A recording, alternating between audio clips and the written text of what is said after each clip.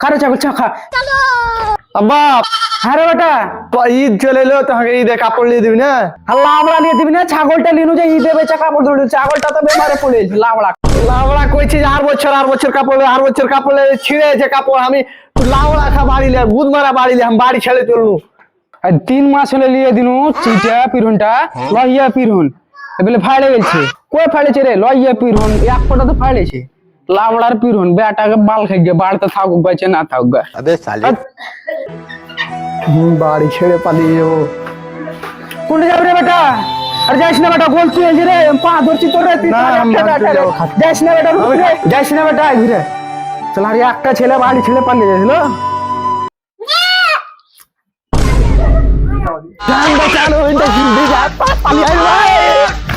শালা একটা ছাগল শালা বেমারে ছাগলটা নিয়ে বেটা পালাছিল মুখে মুখে।